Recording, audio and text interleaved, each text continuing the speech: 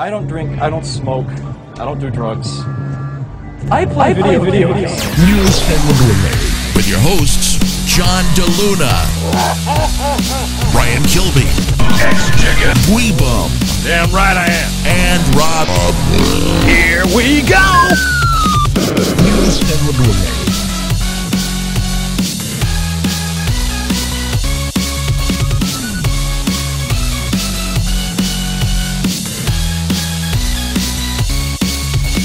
So, John. Okay, are you talking third party or what? I'm talking, yes. You see, you, like, read my mind. We're, like, there. Right there, buddy. I figured it'd be easier to talk about it tonight than, like, tweet randomly through the day. I came to that realization, so I was like, John wants to talk about this tonight. That's brilliant podcasting. That's right. That is so totally new Soundwave. So, okay, so you're looking for reasonable in-stock, which is important, third-party figs. Yes. Yes. Do you have a price range? Do you have I'm thinking like upper limit of like 1 to 120 is like the upper limit, you know what I mean? What are third-party transformers? Yeah, I don't have any. What are these things? I've never heard. I have none. And, you know, I figure I want to try something out, so... Okay. Dip your toe in the water? Sure. Let's see here. I mean, I have, like, that... Just get Hinch. Hinch is 40... You can get Hinch for $35. Is Hinch good? Yeah, he's fine. He's great. He's fine. No, he's great. I like it. I wish it was in the same scale as the other figures, but I guess going forward, if they keep the scale, I can live with that. I just love the old scale because it lines up with like the Legends toys and, you know, Cyberverse stuff. But and the new scale does not. That's my only problem with it. I can see that. Scale. Oh, scale. Yeah. In my Transformers. Like this weekend when we were talking with Chris McFeely, which will show up on the show this week, people who are watching in the chat. Hey guys. Like we were talking about Cyberverse and how great Cyberverse is as a class and size class, and well, you know, it is, and it's great when you have toys that fit in with that. But Hinch doesn't fit in with that. Yeah, that's true. He's like, I mean, not that the first wave of stuff really fit in. Let's see here. Here is Rager. I'm bringing up stuff too. And here is Legends Bumblebee. Actually, this is from Easy Collections. Let me pull this up, people watching live. So, Bumblebee, Rager. Actually, that's pretty darn close. So that's so close that it might as well be the same thing. Love that they fit in with the same size. Hinch, on the other hand, we have Hinch right here. I need to get UFO, but I don't have it yet. Here we have Bumblebee, and here we have Hinch. Hinch is like, so Bumblebee would be like a rhesus monkey, and Hinch would be like a man. It's basically how this works out. It's the weirdest comparison ever, but I love it. He would be a salmon, and this would be a late model Volkswagen. Yes, exactly. Yeah. If you can picture that. Yeah, I know. It's like, oh, okay. So that's what I love about this old size class, and you know, I love that about it. But you know, Hinch is nice. He is nice. He is more detailed, of course, than Rager, but he's also much larger.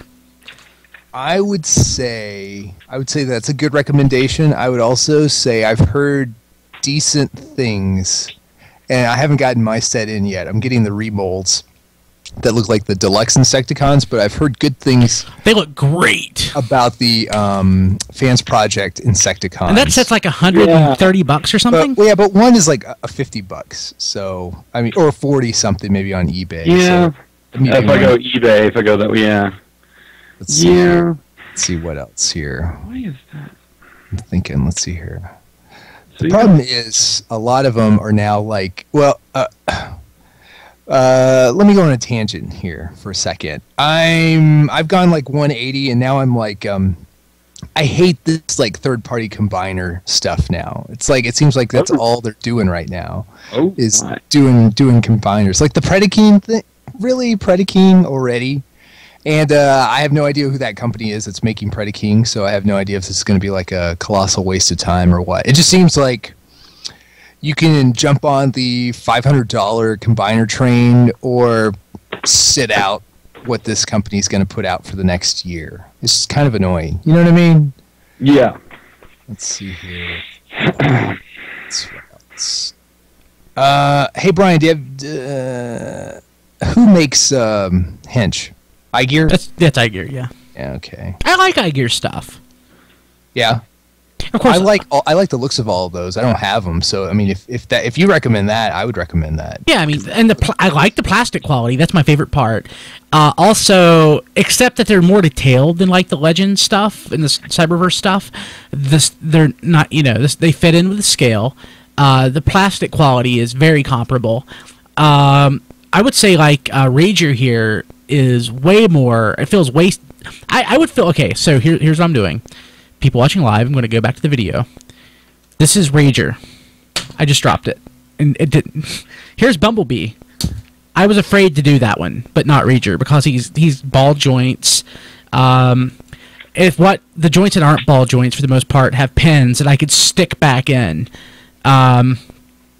He's just nice and solid. I really like it, and I like the packaging, and I like the pack-ins. They come with nice little weapons. They come with printed tech specs. I don't know. The sad thing is, I guess it's not sad, but it's something. I think most of them do that at this point. Most of them come with like knockoff packaging, knockoff catalog, knockoff instruction booklet. It's all like creepily legit, I guess. They go the extra mile now with like paperwork and stuff. It's kind of makes you feel unclean, but that's okay. So I would go with Brian's recommendation, I guess. I think because here's the deal. Hinch is like $35 on most sites ish. He looks really good. I like his style. He fits in with the classics fairly well. Do you think, Brian? Yes. And it's kind of like a one and done. Like if you like him, great, and if you don't like him, it's not like you're obligated to finish some set that he's a part of. Yeah. Yeah, and I guess that's kind of the thing is like because I almost got like the aerial bot like from Uranus, and I'm gonna call it Uranus. But that was the thing. I was like, God, if I do that, then I'm gonna. What if I want the whole set? Then then I'm kind of stuck. Yeah, that sucks. So that sucks. And as dependable as TFC is for the most part, there are some toys of, I guess, what is his name? Phantom, I guess. I think his name's Phantom. That have kind of like a bum hip. So people are having to essentially deconstruct him, grease up the gears on one of his hips, and then reconstruct him. So the teeth don't, I think, grind themselves into dust. Yeah. That's a problem, but it doesn't really happen with first-party stuff. Right. Well, and that's kind of the deal. Is like I'm just trying to try something, so I can kind of get an idea of what I'm. So what spurred this?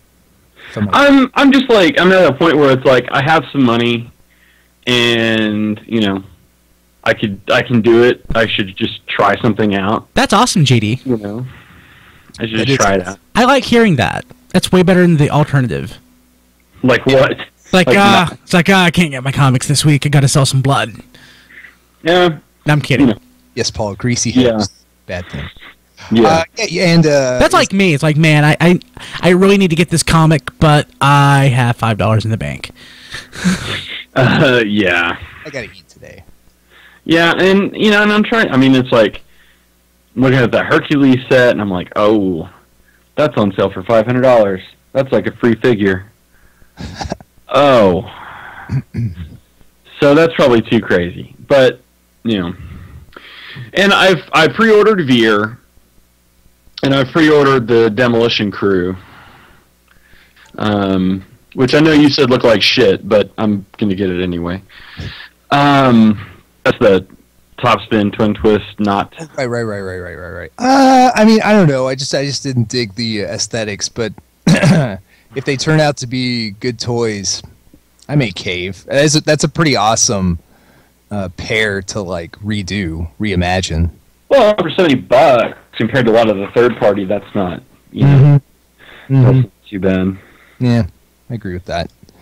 Oh man, yeah, we won't get into like the state of first party stuff because this is new Soundwave, man. Try to keep it positive. Keep it positive. Hey, Yeah. and Brian, if you're wondering, I think the last like 20 minutes count as the start of new Soundwave. Absolutely. Sure, that works. This So- is random. So Hinch is the vote then. Hitch looks like the winner. All right. He's got none of the bad and all of the possible good that you'll get. Okay. Oh yeah, one last thing, and this is TFC's fault. So these super combiners now, I guess the price is set at like $100 for each limb. Is that? Mhm. I guess that's what the market's That's so crazy. decided. That's so crazy, Yeah. so crazy. Because the Predaking is like 90, 95 everywhere for the first. So that sucks. Yeah, and it's always like when a new company gets into it, I'm a little leery, which is why like for 2 figures for 70, I'm like, okay, I can do that. But because even that's a new group. But yeah, all right. Interesting. All right, Place order. Predaking. Are you guys nostalgic for Predaking? No. No, I mean, I had Bomb Burst and the lion, which was named Razor Claw. Razor Claw. Thank you. But I never had the full set, so You know your loyalty's like really shaky when you know one name and just a description of everything else. yeah. Well, Dive Bomb and the tall guy. It's like Brian said. I used to know all of that stuff, and it has since been replaced By life. with life. Yeah. Yeah, I mean, it's one of those things. I mean, I don't think anyone denies that I love Transformers just about as much as anybody. And, I mean, for God's sakes, this. but there's a lot of stuff that I used to obsess over. Like the name of the writer for, Madman's Paradise or something like that. And it's just all gone because I don't really have the time to think about it. But in the chat, Don is saying that he wants Computron and Defensor, and Don is 100% correct. Those are the ones to redo. You don't have to do any others. That's it. Maybe Monstructor. And you know what? I will say this. So TFC has concept art of Computron floating around, and they're allegedly pretty far along on a Defensor. It was like started off as another idea, Defensor-like. Paladin said something that makes me hurt inside. Uh-oh. What? Oh, animated Omega Supreme? Yeah, third party. Oh, God. Eating me from the inside out. New pants. This man needs. I have to have that. All right, Somebody make that happen. What was I going to say? Hey, they're making a third-party Fall Cybertron Omega Supreme. Why wouldn't they make that?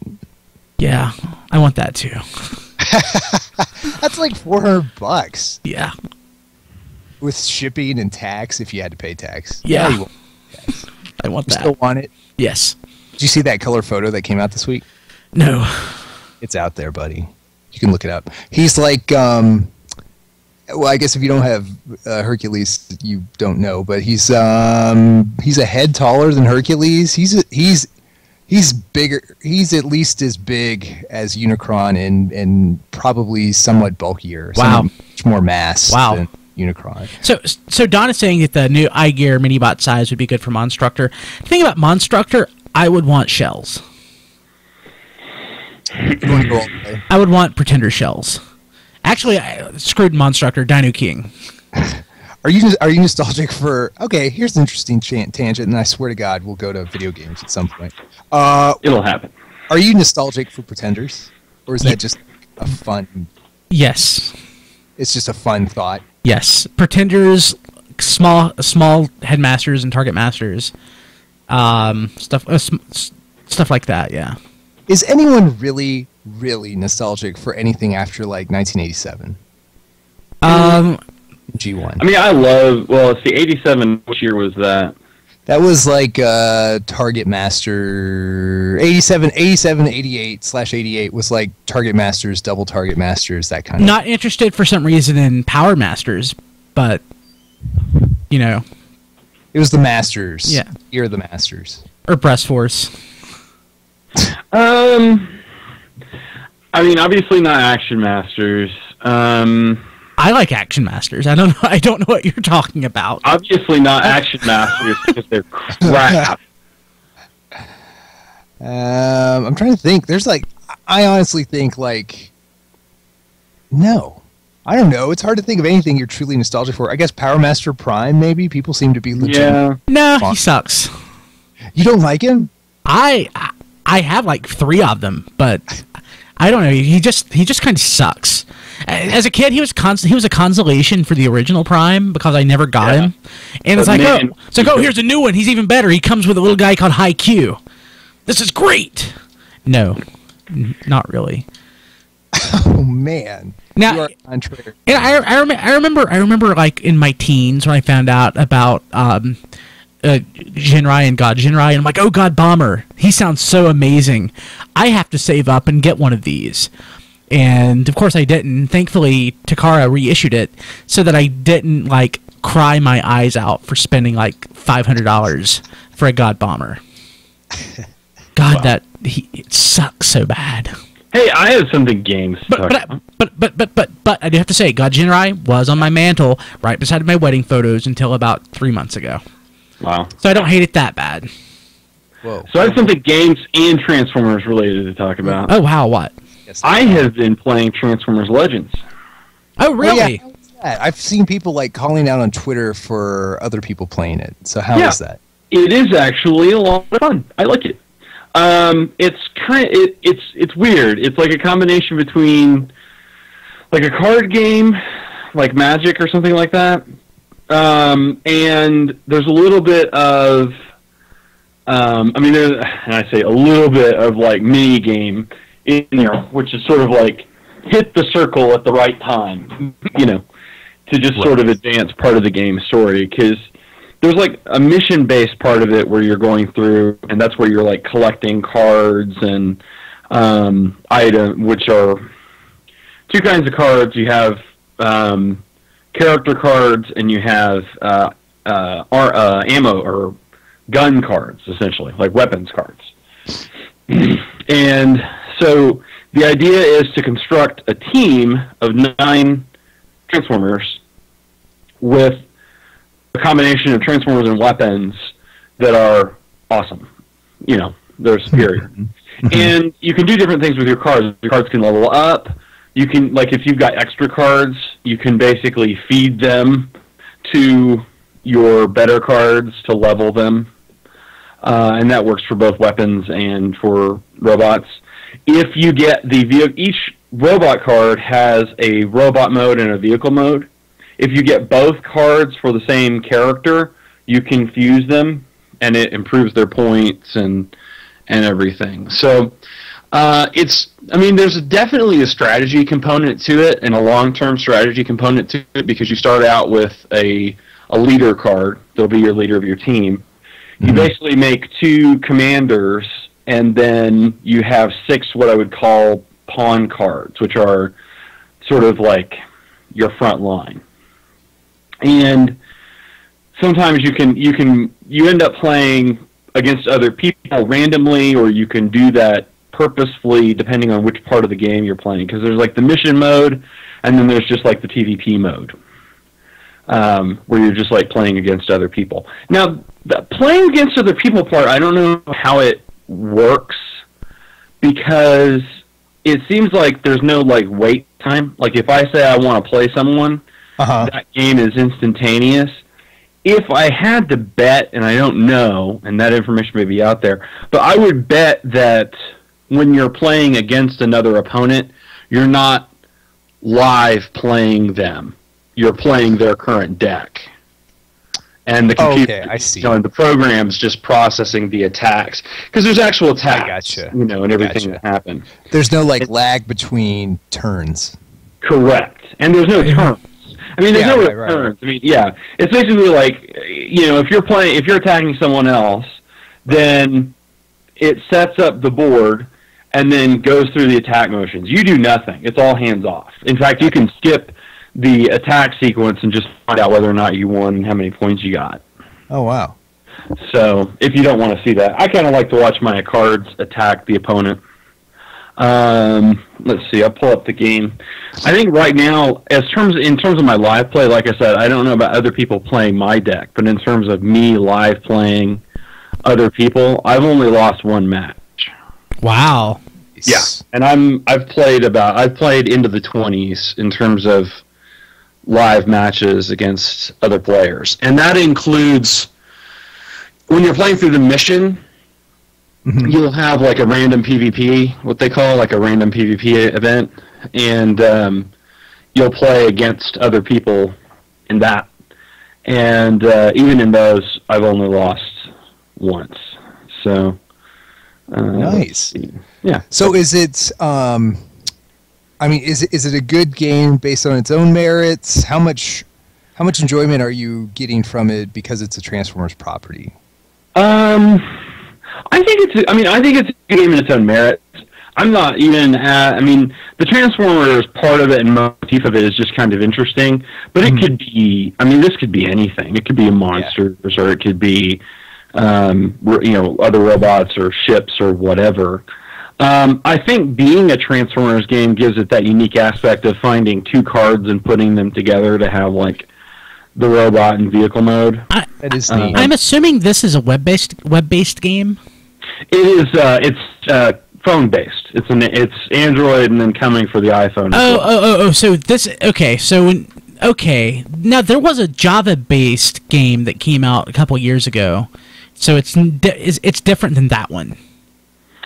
I think so, but I don't know offhand. Okay. Now I will say, like it is different than that one. I know which one you're talking about. Like any game. We interviewed those people, and I can't even remember what the game was called. Yes, we did. They were very nice, and the game wasn't bad. Yeah. Like any game that you find with a phone game, it is free to download and play. However, there are, purchasable elements. Microtransactions. Yes, there are microtransactions built into the game. So for your missions, you have a certain amount of energon. And for your battles, you have a certain amount of, like, battles that you can do, which is, like, the PvP part. They will recharge over time. Once you're out, you're out, unless you buy, like, a refill tank. If you buy a refill tank, then you can refill it. But you don't have to do that. You can wait. You can just wait for it to refill. And you can go back and forth a little bit between playing the mission and playing the battle. This sounds like calling a sex line, and it's like it gets you half the way there, then you just have to like give them your credit card number.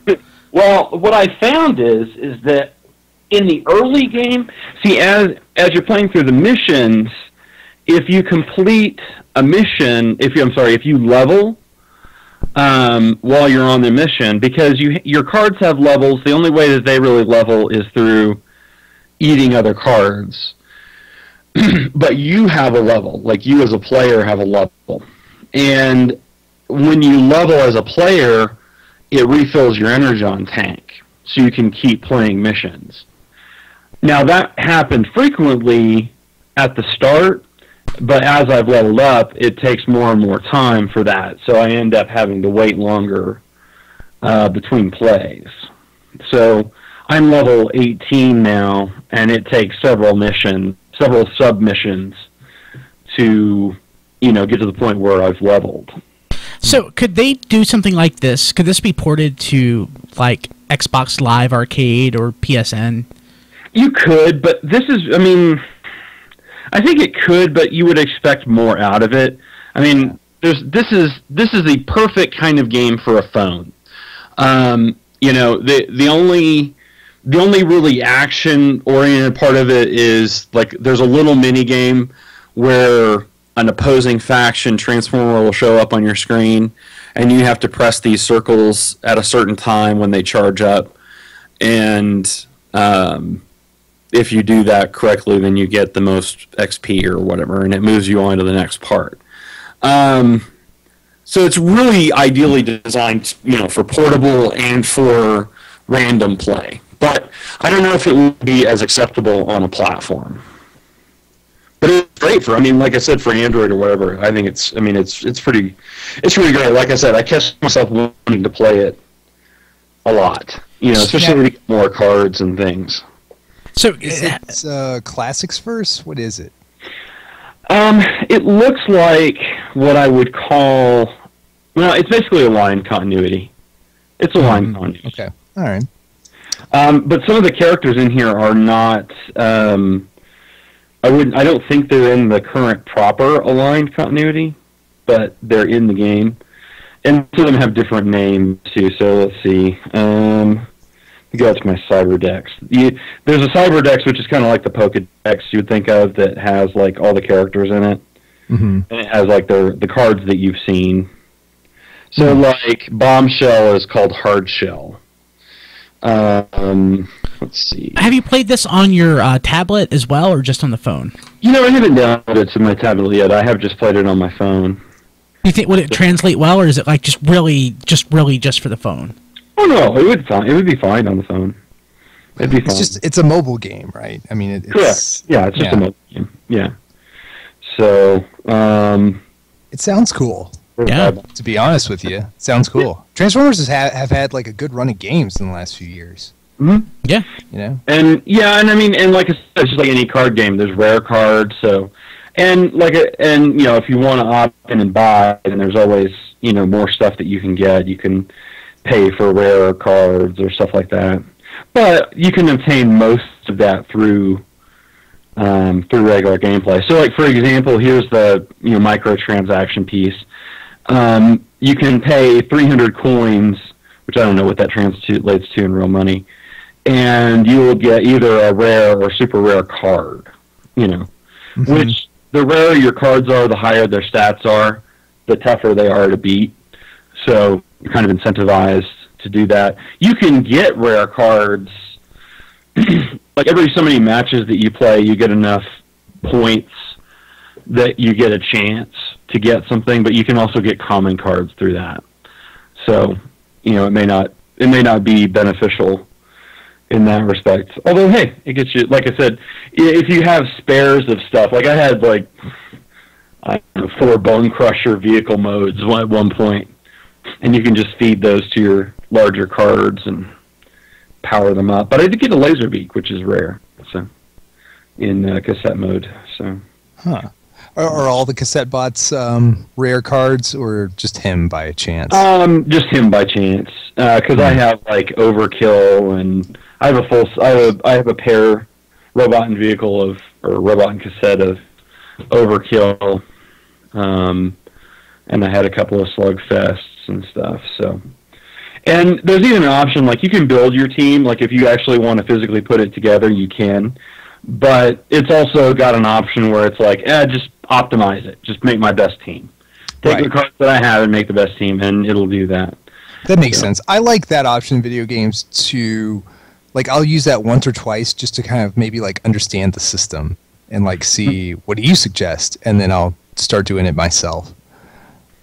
Yeah. For example, if I go into battle right now, it pulls up a list of people that are within a level. They're either my level or a level higher than me. They're on right. And if I just select one, so here's Balgarath. All right, he's got 26 wins versus my 31. Sweet. So I'm level 18, level 19. And then it says Transcan bonus, gives us our bonuses, sets that up, and then sets up the board, and then the cards start attacking each other. Whoa, I know you said that it seems like it's really just you versus decks that are kind of out there. So it's been I assume pretty easy to find competition. He beat me. Oh, second level. Already? Wow. Yeah, close. And that's what I mean. It's fast. Like that's what I said. You can even skip it. The PC will, the program will just run through the attack. So that's why I say I don't think it's live. Yeah, it can't be. It can't be. It has to be. It's like, okay, you're online, therefore your deck is online. Right, you know? right. It's like fantasy football almost. It's like, okay, here are the stats. Here's what will happen. It's that kind of exactly. Yeah. Yeah. Here's a version of what would happen because there's still like rolls for damage and stuff. So There are rolls for damage? This sounds like my kind of game. yeah, rolls. Oh my god. Do you have a D20? Speaking of rolls, because I'm playing tabletop again. Oh yes, Well, please. Two weeks ago, I played like a tabletop game, and I can't remember what the system is called. But I can't remember what the game was called. The system was the Die 6 game. Have you ever played a Die 6 game? Yeah. Oh yeah. D6 system? Oh my god. Awful. I don't Like Yahtzee? Is that what you're talking about? A D6? it is. Yes. Oh, yeah. Yes. It is a game system built around D6. So the way your stats work is you get a certain number of die 6. And you roll those die 6 for whatever it is. However many you have. And you're hoping for 6. Because if you get 6, then it blows up. And you roll it again and add it to the 6. So, but all that matters is whatever the highest die 6 is. So if you roll 3 die 6 and you roll a 2, a 3, and a 5, then your roll is a 5. Right. But if you roll a 2, a 3, and a 6, you re-roll the 6, and if you roll a 5 the second time, then your roll is an 11. Oh, okay. Yeah. I follow, but my head hurts. Yeah, exactly. Exactly. It's like, I know what's happening, I don't like it. Yes. Yeah. Especially if you've played a lot of D20, because D20 just makes so much sense. Mm-hmm. It's just very simple. It's just a D20 die roll for just about everything other than your damage. Your damage is about the only thing that your damage, or if it's like a percentile thing, then you might need to roll 2d10 or whatever. But this was a total, ROLL play game. Like, it was all, and some of it was my buddy, bless his heart, that was running the game, because he's what we call a role player, ROLL player. Uh-huh. So, for a lot of people that play like tabletop, it's about the story. So it's like you write this epic story, and you take your character, your friends, like through the story and stuff. Mm-hmm. This was all like, okay, so you show up at the thing, and you shoot this, and you move here, and you shoot that, and it's like you're shooting, and okay, cool. And it's like, my character didn't have a name for most of the night. My character's name is Inigo Montoya in the D&D session that we're doing. I'm looking for the man who killed my father. He has 6 fingers on his hand. It's pretty great. Oh, yeah. Man. So hopefully, my buddy's DM, my other friend's DMing this week. Yeah, it sounds like your other friend needs to DM. yeah. Daniel, who I've taught you about, is the one that's GMing this week. So hopefully that'll be. I always ridicule people for doing stuff like that, but I don't think I have had more fun in years than hanging out with my friends and seeing how obscene we can make our D&D sessions. Well, and that's what happened to this game, because we were so fucking bored. Oh, there's enough bomb for you. We were so bored that we started, because we were supposed to be like military special ops, So we started talking about like the equipment that we had, like our stealth helicopter that ran on a 2-cycle engine, and they had a little bit of bad oil gas mix, so it kind of like spewed. So it kind of sounded like a leaf blower eating a weed eater, and had like a trail of smoke running behind it as it was very stealthily like scoping out our area, and. Yeah, it was. Yeah, so that was the kind of like jokes that were making. What about the pizza guy? What happened with that? Well, we got into this discussion about role playing, and we talked about we made like a half-second joke about LARPers, and then we were gone because what we decided would be hilarious is if you had people that were what we would call real life LARPers. Yeah. People that went around where one person was the GM, and then everyone had to roll for whatever it is they wanted to do. So it's like, you're going to cut your pancakes there? Okay, we'll roll for it. You know, and so you roll your D20, and if you bust, then like you throw your pancakes on the floor. Or, you know, if you crit, then you perfectly cut them, you know, into squares or whatever, you know. And so then we got this idea that we were going to roll for the pizza guy's tip. So That's the worst thing ever. So Daniel, I mean, we were going to give him the same money no matter what. It was just like a joke for us. So Daniel goes out there to pick up the pizza that we had ordered, and gets the pizza and everything, gets this thing for the guy, and the guy starts to walk off. He's like, no, wait, your tip. And he gets down on one knee on the floor and like rolls the D20. He's like, dude, you got a 16. And then hands him the 5. And the guy's like, thank you. What if he did crit? Well, I mean, like I said, he was getting 5. Getting five either way, yeah. So that would be awesome. Yeah. I'm telling you, Triplet's in the chat right now judging us, and I just want to tell him that, dude, you should come do the D&D at Dusty's house. It's the most fun I've ever had. Yeah, D&D is fun. It's awesome. I thought the same thing about tabletop until I played. And I thought, oh, nerds, you know. And then I played, and it was, like, the most fun. Even Kim enjoys, like, okay, I'm going to fully admit this. After work one day at the office, 6 o'clock, we decided that we were going to book a meeting room for, like, between 6 p.m. and 10 p.m. And we kind of played some D&D. And Kim was stuck there with me. The game was supposed to go an hour. It went like 3.5. And Kim should have been furious by the end of it. But by the end of it, she was laughing her ass off because it was so fun. It's fun. I mean, you know, there's some people that are like the really serious gamers that are like, you know, that don't, you really can't do any kind of out-of-game stuff. Right. But they want to play the game. Yeah. But if you have a GM that can both control the game and let you have a little bit of fun, oh, man. I mean, it is such a blast. Like, you'll just... nothing compares to it. I mean, it's just like, it's a world. It's a world where you go in, and you can do pretty much whatever you want. You're not... It's not like a video game. You're not tied down to the system. Yeah, exactly. Mm-hmm. You know, it's fun. You're really only tied down to what you can come up with. And luck.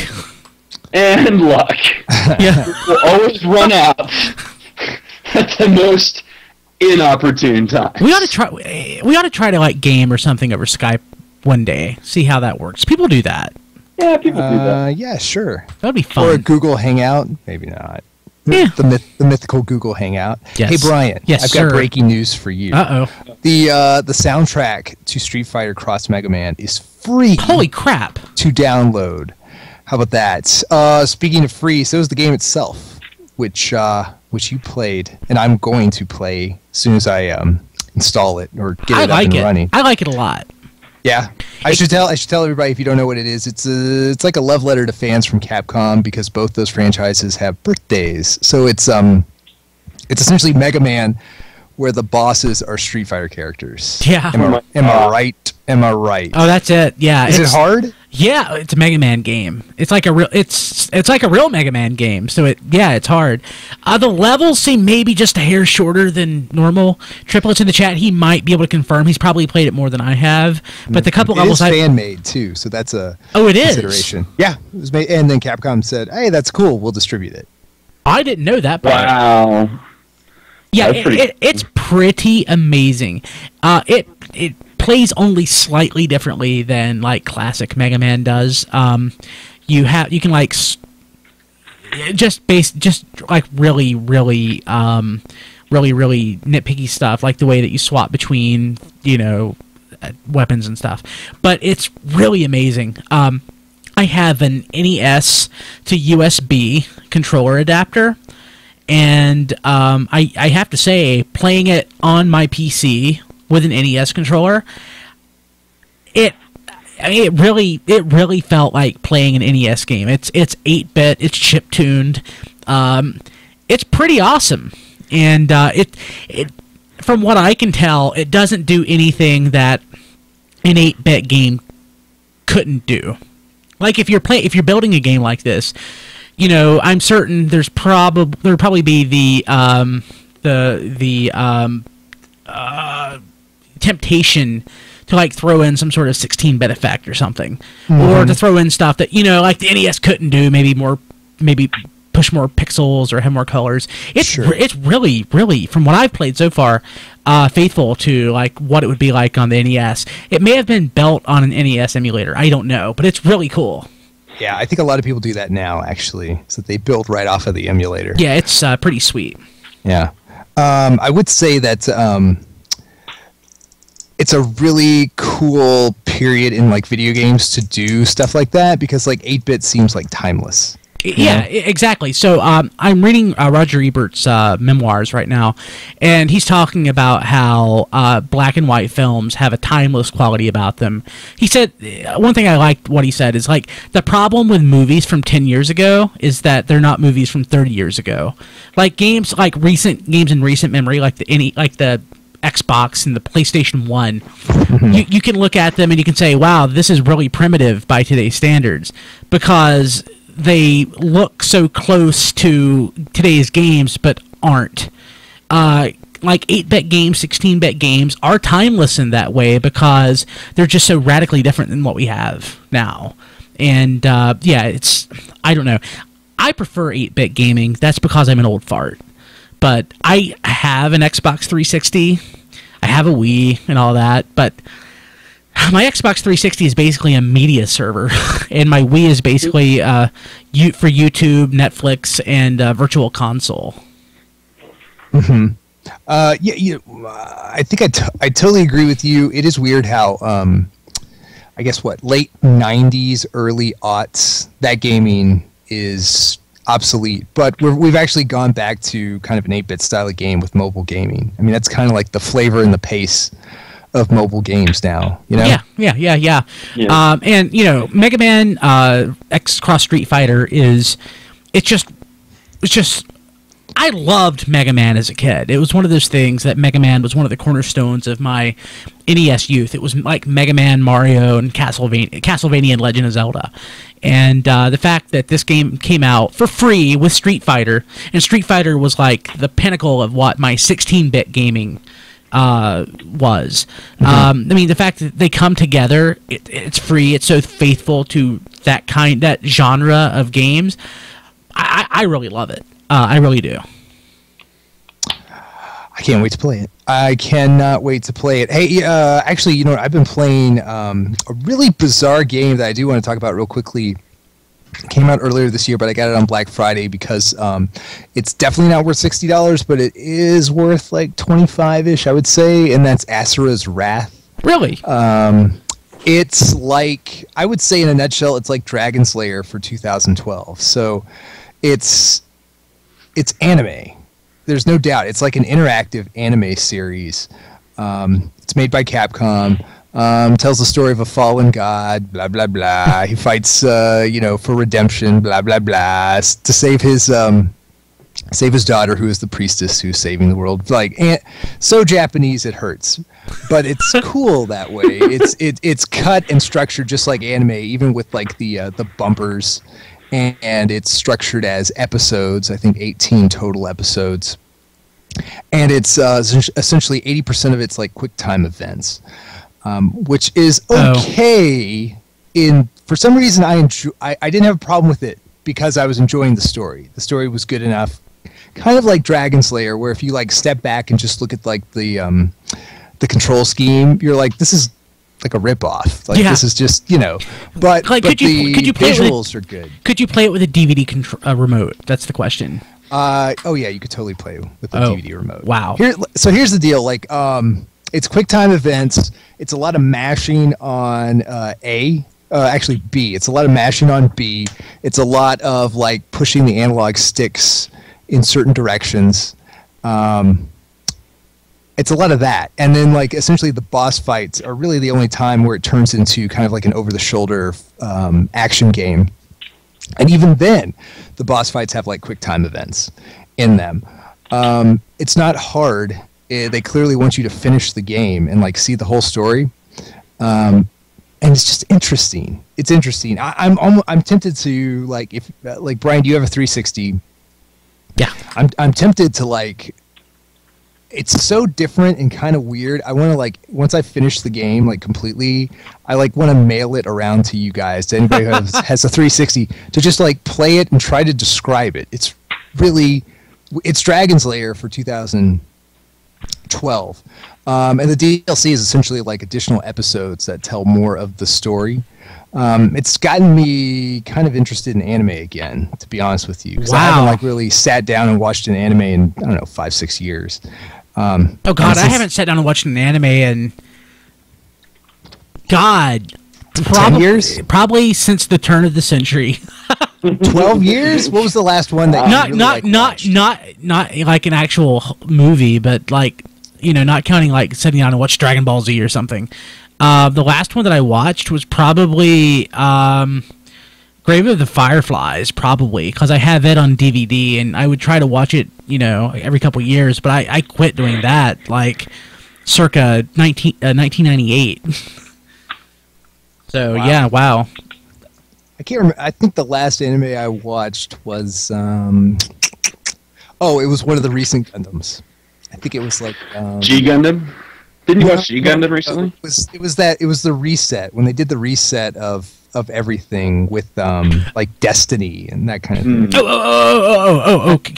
Speaking of resets, can I mention something? Can I sort of get off topic? Yes. So Star Trek 2009 was a reset of the Star Trek universe, and I enjoyed the movie but hated it for that. Now that that's over with, I can enjoy the sequels. We went to go see The Hobbit this weekend in IMAX, so we got to see like the 9-minute clip of Star Trek Into Darkness. Oh my god. Oh my god. I want to see that movie so bad. That's the trailer where dude just like tears ass, right? Yeah, well, I'm not going to say what's in the trailer because I don't want to spoil too much, but the fact that I'm not a fan of 3D, and Hobbit had virtually no 3D. I had to take the glasses off several times to make sure the screen was blurry to see if I was in the right showing, because of course when you take the glasses off in a 3D film, the screen's blurry because of the way it works. But Star Trek Into Darkness, the 3D was amazing, and it was bright, it was vibrant, it was kinetic. I loved it. I can't wait to see it. So it was, it's very actiony. We'll say that, right? Yes, it's very actiony. And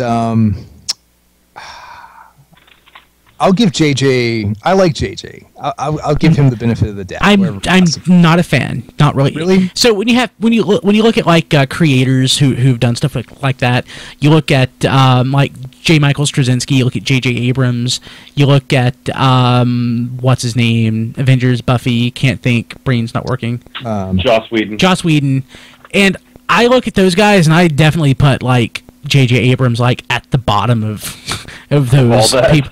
Yeah, but that's pretty high standards, though. You got to admit, though. Yeah, I guess so. I would think so. I mean, Joss, I still don't think he's gotten like the mainstream credit for what he did with Avengers. Just like the weight of the world being on you to make that work, and he did. Yeah, and he still kind of got a, well, you didn't fuck it up. That's great. But that's what he got. He was like, all right, but we'll do it again. That kind of thing. It just had so much energy, and it was just so fast paced and fun and exciting. I really loved it, and the Man of Steel trailer looked good. I was really sad, though, speaking of anime, because it's kind of anime in a way, anime inspired, I was really sad that there wasn't a 3D trailer or a trailer in general at that showing for Pacific Rim. Oh, yeah. Pacific Rim looks amazing! Yes, it does. I was, JD, you were all about that. Yeah, I was telling a guy at work about it. Sorry, if you can see me on video, you can see I'm building this monstrosity of a thing. But Yeah, no, I mean, it looks great. I mean, and that's, you know, I think those of us that watch, like, Toku and stuff are kind of excited, too, because it's sort of like a return of the, like, kaiju films to America. So if it takes off, then maybe we have a chance to see more cool stuff over here. Yeah, but I really want to see that movie. We're definitely getting to Godzilla too. So when is that? Is that 2015 or 14? The last two Godzilla films I saw in theaters made me want to weep. I'm just saying. Well, get ready to cry again, I guess. But it's happening. Yeah. I'll say this about Man of Steel. It like completely turned me around on that movie as far as anticipation. I was a complete meh. And the idea of Zack Snyder doing anything ever makes me kind of twitch. But the trailer showed me enough. It showed a lot of stuff when you like take it frame by frame. It got me on board. JD and I were talking one weekend recently about how people can get emotional over certain things. And because I was talking to JD, I sort of changed around what I really meant. I told him that a good Captain America comic can get me as emotional as anything. And what I meant to say was a good Superman comic can hit me like nothing else. And I missed it up just a little bit maybe in the trailer because I love Superman as much as anything else in the world. And I think I'm really looking forward to it. I am really looking forward to that. It's certainly not going to be a Superman, from 1978. It's not going to be a Superman 2, but if it's a Superman 3, I'll be okay with that. Yeah, I think for me it's set the bar. I'm actually kind of afraid that it's like I have like an expectation now going in. Like I expect this to be good. Like with the trailer, I'm like, okay, I expect this to be a good movie. So with me, it can't be like it was better than I thought. I'm not going to have that expectation. I'm going to have a higher expectation of it. So I really do hope it's like a solidly constructed film directed by Zack Snyder. Yeah. So I don't know. We'll see. Yeah, I don't know if that's possible. But I mean, Nolan is, I guess, at least footing the bill somewhat, or I don't know. He's producing, whatever that means these days. Maybe co-writing or putting his foot down here and there. I don't know. But and hey, Russell Crowe, there he is. Yeah, that is another thing that's in it. Yeah. Well, it's one of those things.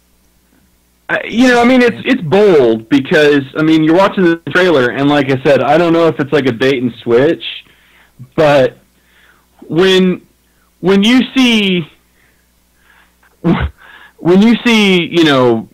Kent, Paul Kent go, Clark's like, well, should I have let them all die? And he's like, maybe. And you're like, really? That bugged me to begin with. Wow. Yeah, that to begin with, that really bugged me. Yeah. But now that bugged you, why? Just explain, if you don't mind. Because I'm really stuck when it comes to Superman. I'm really stuck in the Silver Age.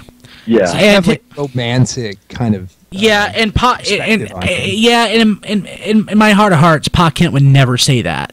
Yeah. Right. But this is a new time. It's a new age. And the thing I love about Superman, for the modern Superman, is that the John Byrne era Superman the books were great, but he was kind of a wuss. And all the things that made him great, like, he could have been the greatest athlete on earth in high school, yet he sat on the sidelines.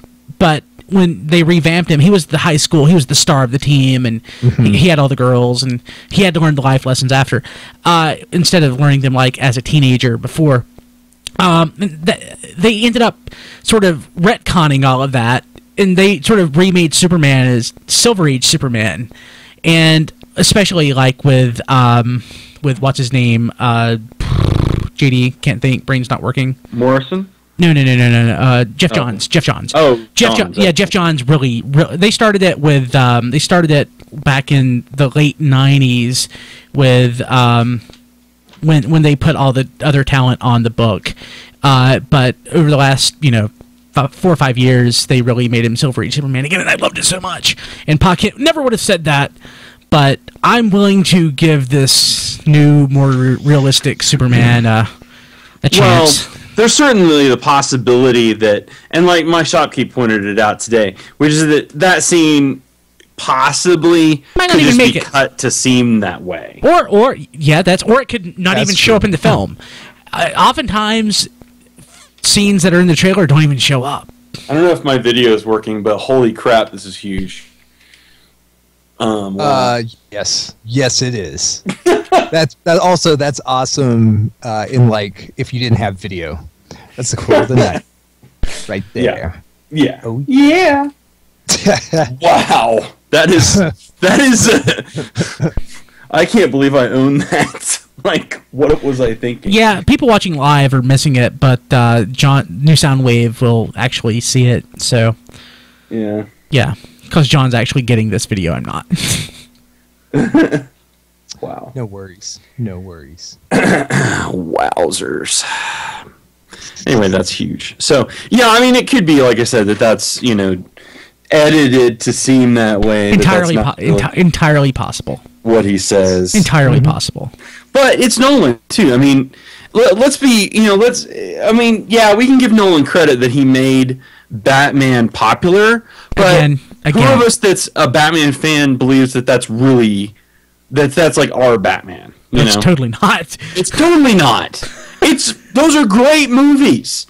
And that is a sort of Batman. But it is not like our Batman. My Batman was written by Greg Rucka, and it has nothing nothing to do with that Batman. Yeah. So with Batman, there's like, I don't know, a dozen Batmans, right? Yeah. Well, but there are certain, and I think that the thing about the Nolan Batman is he breaks certain Batman rules, I would say. Mm-hmm. Yes, absolutely. Like for one, and this is like my biggest thing about like the way the film ended. Love the way the film ended for the films, but you would have to pry Gotham from Bruce's cold, dead hands. Yeah. He would never leave Gotham for anything. He will not leave Gotham whatsoever. So the fact that the movie ends with him sort of passing the mantle, no way. Yeah, and the fact that he was totally cool. So the thing it really bugged me about Dark Knight Rises is that Bane was the big bad for the whole film until it was convenient to kill him off, and then Catwoman shot him, and Bruce didn't care. Yeah, Bruce didn't throw a fit. He was like, "Oh, well, thanks for saving me." Yeah, it's like, where'd that other chick go? Yeah, she was. Yeah, so, but yeah, sorry, totally off topic, but still fun. Yeah. Awesome, fun, and I never thought about it, but Bane sure did get out of the picture just fast. Completely dismissed. Yeah. As soon as you realize that he wasn't really the mastermind, that he was really just the puppet, boom, gone. Yeah. He also becomes just this silent thug, essentially. Mm-hmm. There's one or two scenes after that, and he's just this guy now. Yep. And then we're going to shoot him. And as Paladin pointed out, his Batman was Bruce Timm's. That's also my Batman. But I think Greg Rucka's Batman just slightly overcome Bruce Timm. Yeah, I would say that the animated Batman is probably my Batman. I would say that the closest thing to Bruce. I love Bruce Timm's Batman. I love Batman the animated series so much, but his Batman was just a little, compared to the Batman that I really love, just a little. Like a half step behind. Of course, by the time you got to Justice League, he was Batman. Really, totally 100% Batman. Yeah. But I love the style and everything of the early Fox Kids Batman the Animated Series episodes the best. But in my mind, Batman is the greatest at everything on Earth. Yeah. I can't help myself. Speaking of which, one other thing that I'll derail John's show for, and then I'll go back to talking about a video game. I don't think there are rails tonight, so... Yeah, it's all rails off tonight. But it's Christmas. Yeah, it's Christmas. So I was just at my shop because I just went and picked up my comics, and I learned something. I mentioned this on Twitter. which is that never challenge your shopkeep about what you like. Because I was like, already checked out, I'm about to walk out the door, and me and the new kid, there's a kid that's there that's like 15, 16, and he's working at the shop now, and he hasn't read a ton of comics. Like, his dad's a comic reader, and that's kind of how he got in. And so we're kind of like trying to help him out, you know. And I keep telling him, he's like me, he doesn't like Superman. So I'm like, cool. But I'm like, dude, you need to read All-Star Superman, because it's great. And as I was about to leave, already checked out, like I said, I say to my shopkeep who's there, I was like, Buck, you know, I really only like Superman if it's written by Grant Morrison. And he's like, what did you say? I said, I only like Superman if it's Grant Morrison. You know, I like Action Comics, and I like All-Star Superman. So it's really just the Grant Morrison thing. And he was like, really? He can now sell you like all of Justice League. No. Here's what No. And he did one better than that. What did he do? He goes over to his backlog and looks at me smiling as he's ruffling through, and pulls out a comic and smiles as he walks it over to the desk and puts it down with his thumb over the name on it, over the writer's name, and it's this Superman Adventures thing, and he pulls his thumb away, and it's Slott. What? Dan Slott wrote like these Superman Adventure comics, apparently. Oh yeah. I'm like, damn it! And he's like, I got plenty more I'll sell you too. God! So of course I'm gonna love it probably because it's Dan Slott and I like Dan Slott. So, so I've got to read that and then probably end up buying. Hey, is this new Soundwave circa like 2009? It's what it's certainly sounding like, isn't it? That's kind of what we thought it was going to be, though. That's what we promised last week. Yeah. Yeah. All right. If no one else has a video game thing, I'll talk about a video game thing. Yeah, what about the MMO? Yeah. Miss Pandaria. So, awesome. I think they have commercials running every now and then. They do, don't they? And it's kind of cool. It's kind of funny to me. Yeah, I still, you know, I've been playing MMOs for like over 10 years now. And I still think of MMOs, even WoW, as like kind of an underground thing.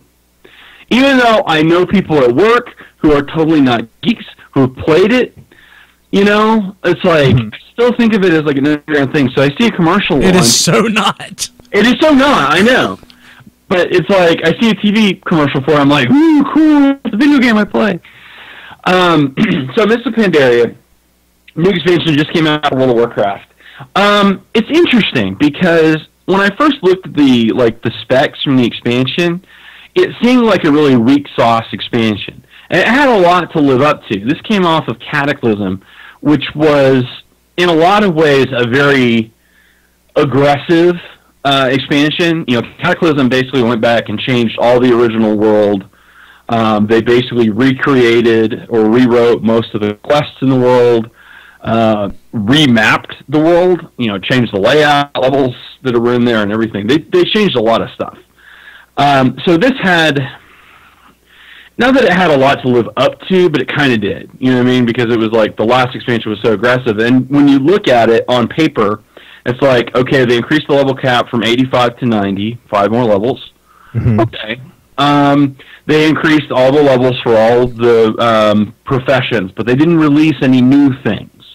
So it's all the same professions. And you're like, well, okay, that seems kind of odd because they've kind of always tried to add one or two along the way. They've added one new race, which is the Pandarian, which is basically ends up being available to both realms, so both Horde and Alliance. And they've added one new class, which is the Monk. And the Monk is an interesting class. It works a lot like a Paladin. A Paladin is one of the few classes that can be all three types. So you can either be a tank, healer, or a DPSing class, a damaging class. And the Monk is just like that. You basically can pick whatever you want. And that's pretty much it, you know, and then like the Pandarian continent. And that's the way it kind of comes out, initially, and so you're kind of like, well, this isn't very much. And then you actually play it, and there's surprisingly a lot. I mean, first of all, Blizzard has done a lot to improve the game system. The old game system that they had was what was called like a talent tree base, and you had to, okay, I want 3 points of this. As you leveled up, you got like talent points each level.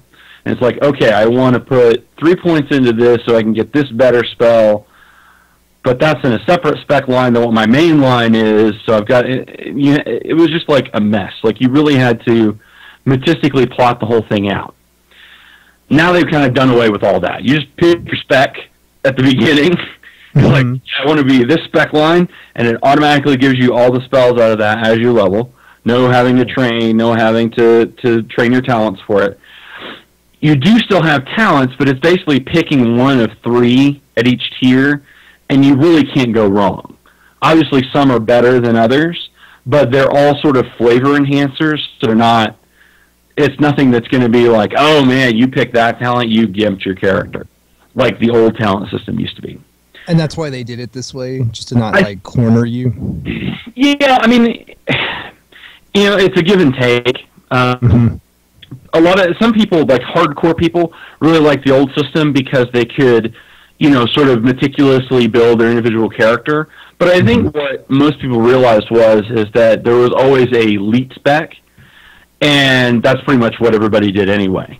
So why make weak options when you can just make everybody pick one thing and kind of go with it? Gotcha. So so they've really improved like that part of the game. I played through, when I started the expansion, I started Pandaria, and I started a monk. This is a little bit more, this expansion is also a little bit more, I wouldn't say it's lore heavy, but it's new territory. One of the components of WoW has always been the lore, and for most of the things that come along, like for example, when they did Wrath of the Lich King, everybody knew who Arthas was. That was the main villain of Warcraft 3. And so there was a lot of story already there. It just sort of built upon it. But Pandaria is really a new continent. It literally, at the beginning of the game, it's opened up. There was a veil of mist that covered it and protected it for about 10,000 years. And you're playing a Pandarian, but you're from a different place than Pandaria. You're from what's called the Shrouded Isles, which is a floating turtle. It's an island on the back of a turtle in the ocean. And they're separate. So, the only Pandarian that had been seen in the world before was Chen Stormstout, and he was from the Shrouded Isle. So even when you, as your player character, get to Pandaria, you're still an outsider, because where people are, separate. Similar culture, but separate. So there's a lot of new quests, there's a lot of new races, there's tons of new story that you unlock as you go along, especially when you're in that 85 to 90 level set. But not a lot of new content if you're starting a new character and going all the way through, or low level and going up. Cool. How long have you been playing it again? This expansion? This expansion, I got it launch day, so okay. Whenever that was, October. Yeah, a couple months, something like that. So I've already leveled my monk to 90, which is really easy to do. One of the cool things about the Pandarian monk is that they get, if you're just a monk, you get a daily quest that gives you an hour-long 50% bonus to XP. Oh, nice. Yeah, so it's if you're if you're a real passive gamer, log in for your hour, do your daily, you got your 50% bonus, play it till your bonus is gone, and your blue bar is gone, and then whatever. So I leveled that up pretty quick. I just started a shaman that I'm leveling up, and he's 35 right now. Started last week or 2 weeks ago. So that's a little bit slower because I don't have the bonus. But Darren get extended blue bar anyway, their blue bar lasts longer, which is your bonus XP period. So, but there's one cool new thing that's sort of crafting, which is one of the things that I like to do, is they have actually added literal farming to the game. Oh, really? Interesting. Yes, like That is interesting. There's a whole you have to kind of work for it, but there's an actual area where there's like a group of people called the tillers, and they have a huge farm. And you actually go in and, at first you start with like 4 plots that you can plant stuff in. And as you go through the quest and get reputation and everything, you eventually open it up to 16. Once you've completed all that and like you have all of the space, you can grow, not only can you grow plants that you can turn into food, which is a craft, but you can also grow crafting materials. So you can grow herbs that you can use to make potions. You can grow minerals. You can grow plants that pull minerals out of the ground that you can use for like blacksmithing. You can grow cloth for tailoring. So I mean, you really have a lot of options as far as things that you can just produce without having to go out and physically farm them from the world. You can actually grow them in your farm, and it changes overnight. So it's like a 24-hour wait. You plant it. Oh, that's good. And 24 hours later, it's fully grown. So because that kind of like the farm mechanic can be a beating if the time duration isn't like reasonable. So 24 hours seems fair. There's a lot of things in the game now, and they've even fixed that mechanic. Like it used to be, you had to wait a literal 24 hours. Like real time, huh? Correct. Like if you did something that was a daily, like a daily craft, like we have on I do glyphs and inscription, and there's like a daily training on that where every day you do this, you make this craft, and it gives you a spell essentially, but you can do it once a day. It was on a timer. So it would say you have 23 hours and 56 minutes to wait, until you can do this again. So if you got on an irregular schedule, you might miss a day because it's like, I'm not going to have this same time tomorrow free to do it. Now they've changed it to where everything resets at midnight. So I can come in and if it's late, I even, like, one night I was playing really late, planted my plot at, like, 11:30, went and did something else, and then came back at, like, 12:15, and all my stuff was done. Right. Nice. Yeah, it picked it. Now, I can replant, but then I've got to actually wait until the next day. So that 24 period is still in there, but it's a lot easier to deal with when it's overnight, Yeah, it's predictable. I mean, you can work with that. Exactly. Yeah, and then it doesn't matter what time you're on the next day. If you only have 5 minutes to log on, you don't have to say, "Oh crap, I only have 30 minutes to go," or whatever. Right. Interesting. So I just realized I haven't said anything in 5 minutes. That's because I have nothing. I have nothing to add. Well, Is that a record? Well, and one thing, there's one other thing about this expansion. They've already released what they call the 5.1. which is the next, with any expansion they do, it's always primary number with the expansion, so this is the 5th iteration. They have, they're really trying to go back and like add the PvP element back in the realm, They started that with Cataclysm. It wasn't as big of a deal, but they've really added it in with this. So with the 5.1 patch, it's called Landfall. The southern part of the continent is I can't ever pronounce it, but I call it Kangaskhan Wilds. Basically, there's a left and a right to the map. The left belongs to the Horde, the right belongs to the Alliance, and there's sort of there's dailies that you can do down there, and there's sort of a fight for resources. So they're really going forward. I mean, that's the entire back theme to the whole Pandaria thing. When the Horde and the Alliance arrive in Pandaria, they start to unleash these Shah, which are demons, and they're demons of sort of like the 7 deadly sins is what they're sort of based around. So I mean, they're not really, but it's like there's a Shah of despair and a Shah of fear and a Shah of hate. You know, so all of these sort of negative emotions is what they're based around. And Pandaria was like completely peaceful until the Horde and the Alliance landed. And then all of these Shahs started to appear. And, you know, these sort of demons started to come out of the ground. And so as I can totally see, like, as the Horde and Alliance war levels up in Pandaria, it's going to up the scale of, you know, this third element, the Shah, into the world. So it's really interesting. Like I said, in terms of lore, but they're really going a long way to try to go ahead and introduce like the PvP element early into the game rather than late game, which is what happened in Cataclysm. Yeah. Does just real quick, if you don't mind, every time WoW gets an expansion, I feel like as compelled to ask. So, how much juice is left in this thing? Are you still, every time they come out with an expansion, JD, do you still get the same kind of jazz? I mean, do you still find, you know, interest in the games? There's still plenty of life left in it? Because, I mean, it's been so iconic for so long as the MMO. You know, it's one of those things where it's like, I think they really have it down. You know, we've said this a lot, and it's been said a lot, and I mean, I know we don't discuss MMOs a lot on this show, but we need to, though. People want to hear it.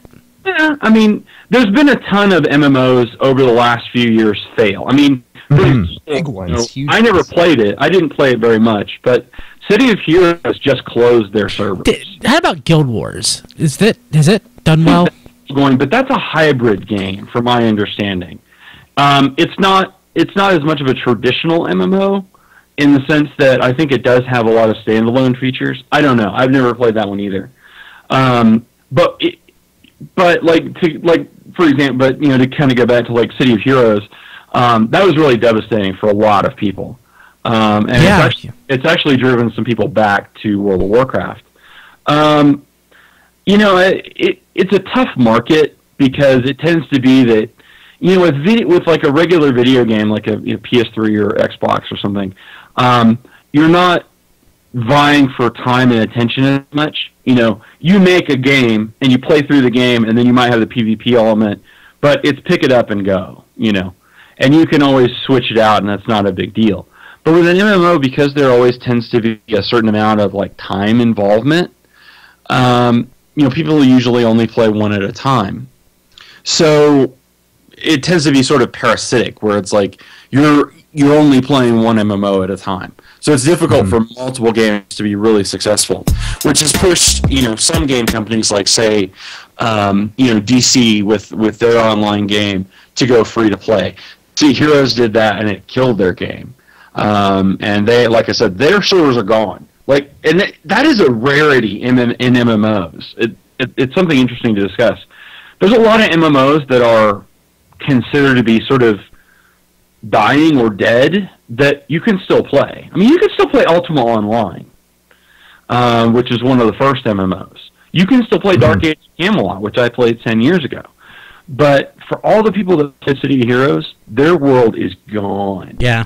I saw lots of people on my Facebook friends list just like completely like devastated by that. Freak out. Now, how much warning did they have? They knew it was coming. Several months. I mean, they announced like 6 months, I think, ahead of time that would be the eventuality. But I don't know that anybody really believed it until it got to be about 2 weeks out. Oh, wow. You know, so they really started to accept. You know, I think it was just like it's like a dying relative or something. You know, where it's it's not real until like the time is imminent.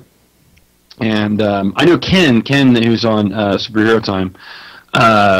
He had a lot of characters in there, and he went in like that last day, and I think he was even one of the people that may have been like there, like on the servers as they went and deleted, you know, and the world got wiped out. So, but you know, kind of back to the original question: does World of Warcraft have legs? I think so, because you know, Blizzard always does a lot of work in terms of story, and there's always a lot of story to tell. There's a lot of stories that that they can tell or they can go back to.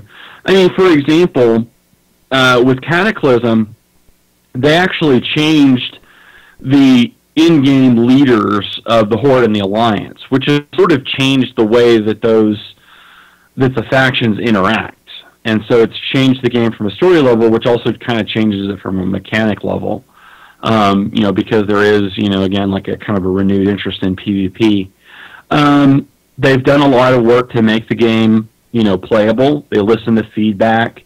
They have the game set in such a way that it plays well on a lot of different systems, so that, unlike a lot of other MMOs, you don't have to have the latest system to make it work, play well. It looks good on a lot of different systems.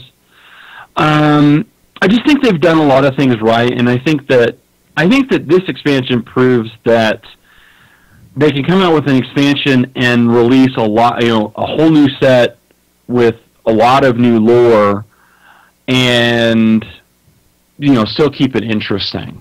Tweak the system here and there, and keep going. Yeah, tweak the system, make some changes and improvements, and keep it going. And I mean, and like I said, until you've played every class and level it up, and then they change things, so you go back and play them. There's just a lot of replay value and a lot of investment because of that. Because they've slowly increased levels over time. It's not like it's too much too fast. I think they've really paced it out pretty well. So, and they've got some great writers over there. I mean, his name escapes me, but he just wrote the Autocracy for. But I know. But anyway, like I said, I think it has legs. I mean, it seems to. I mean, at least it has as much as more so than other current games. I mean, look at like Knights of the Old Republic. There's a game that BioWare put out that everybody expected was going to be a runaway. Sure, epic failure. And what's funny is those of us that play a lot of MMOs kind of saw that coming. KOTOR was big was such a huge hit before, like on the consoles, from people who didn't play MMOs.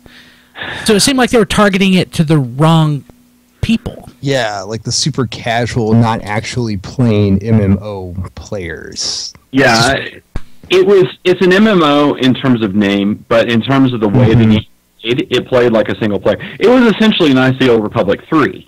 Yeah. So it didn't inspire a lot of long-term play. It didn't inspire a lot of cooperative play. It really almost encouraged you to play by yourself, which sort of flies in the face of what an MMO is.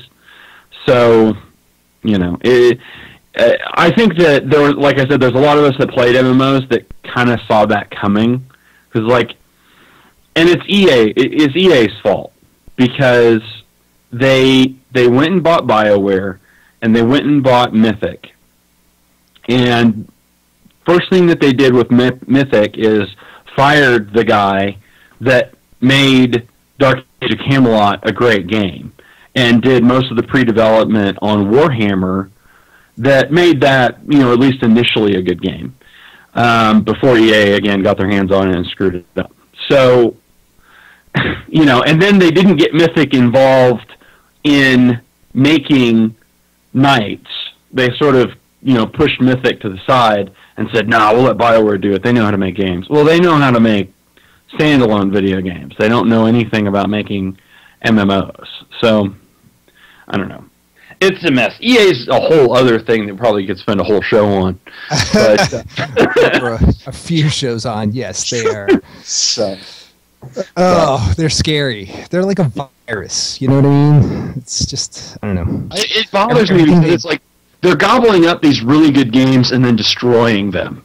Unless they're a sports game, and then for the most part they do those pretty well. But they have been fun. And even those, I mean, like NFL 2, like the days of the Saturn when you had competing NFL games, those were great. They pushed each other to innovate. Now you get Madden every year, $60. Looks a little better. May have one or two new things in it, and that's like it. New skins.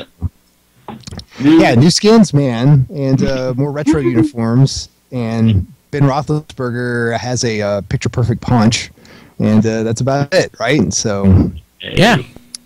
I miss. Well, I mean, like I saw a good story like a year ago about how there's some elements of like NFL 2K, which was the last non-EA NFL game. How there were still elements of that being introduced into Madden today.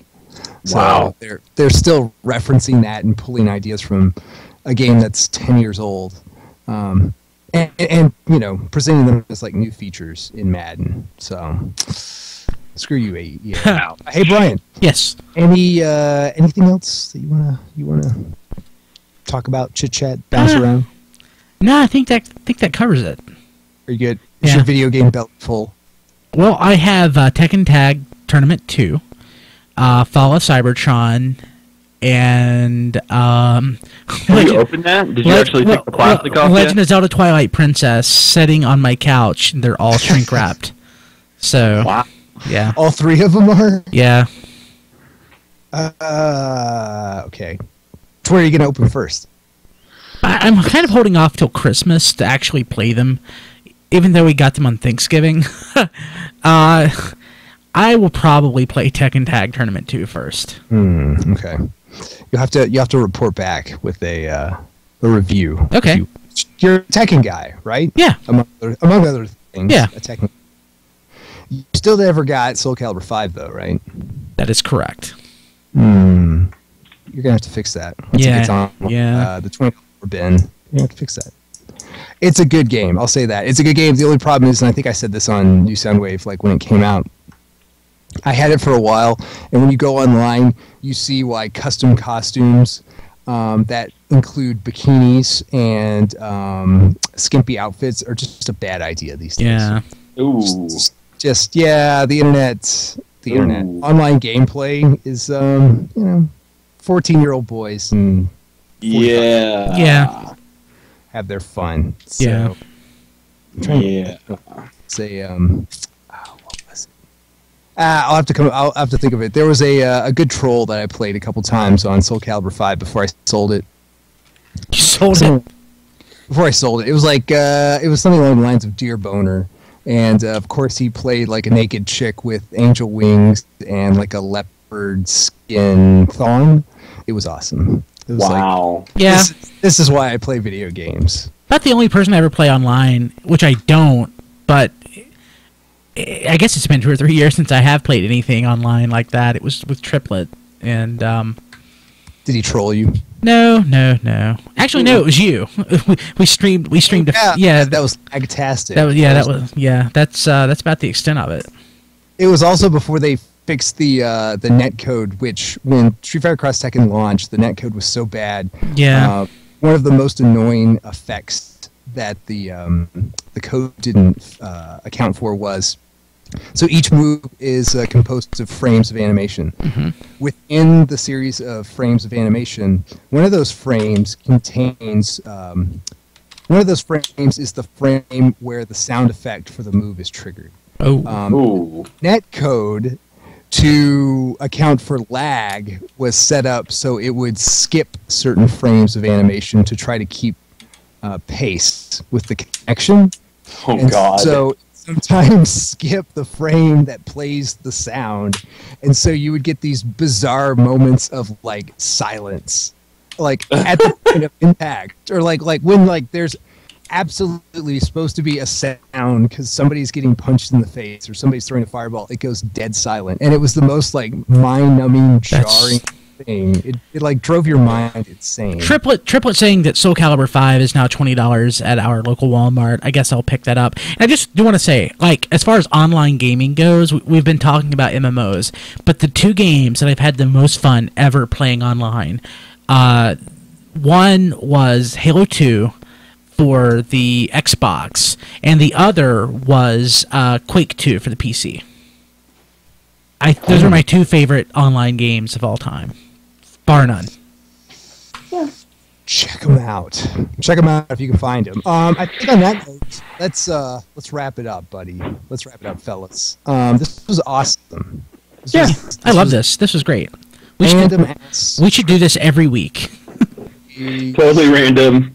Some gaming. Yeah, there's like 10% gaming and 80% farts, and I don't know, another 10% of miscellaneous. So I feel like RFC could be this with 10% Transformers, I guess, replacing the gaming talk. I don't know. Maybe. Think about it, boss. Okay, that was Soundwave for the end of the year. We'll see you at some point in January, probably, maybe. I will try to get back on a regular schedule. Try to get my cycle back on track. And I think this is really the direction that I'll take New Soundwave in, where it's much more free flowing. There's always some beats that I want to cover in gaming, but otherwise it's just hanging out with pals. One thing that I did notice before I wrap up the show is if you haven't had a chance, do check out the last days of G4. It is a really bizarre watch right now, where it's essentially nothing but reruns of their current shows and a lot more cops as they kind of like wind down before they completely like TV. Yeah, like the last segment of Fresh Ink was today. The girl that does that, and of course now that I want to say that her name escapes me, but yeah, her. And now you want to ask her out. Is it Claire something? I don't know. I can't remember her name. No, I can't remember. She wrote a comic too about MMA. Well, my favorite thing about her is she was so awkward. She is. She's just like a fangirl. Yeah, exactly.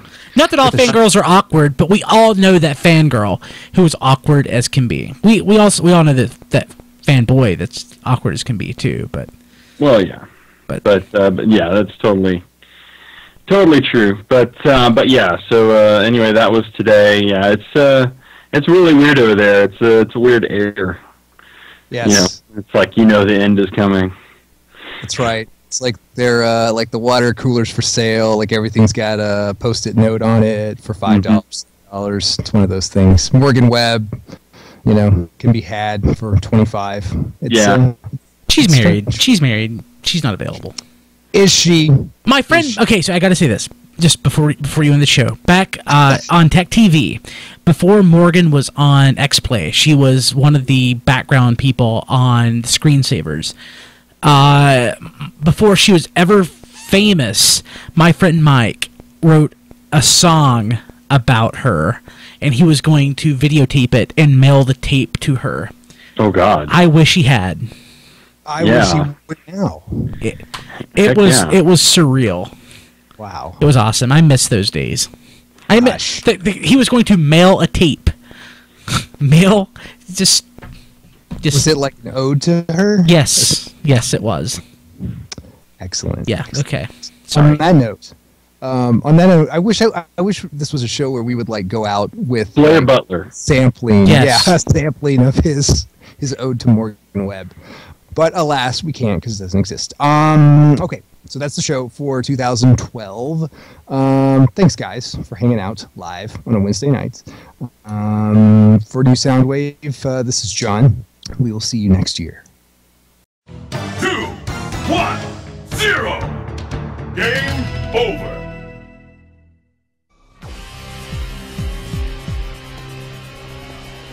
Mother. You're alive. Too bad you will die. This has been New Soundwave. Visit us at tfradio.net for show notes and to subscribe to the podcast. Follow us on Twitter at tfradio for news and updates. Check out all our videos at tfvideo.net. New Soundwave is a Radio Free Cybertron production.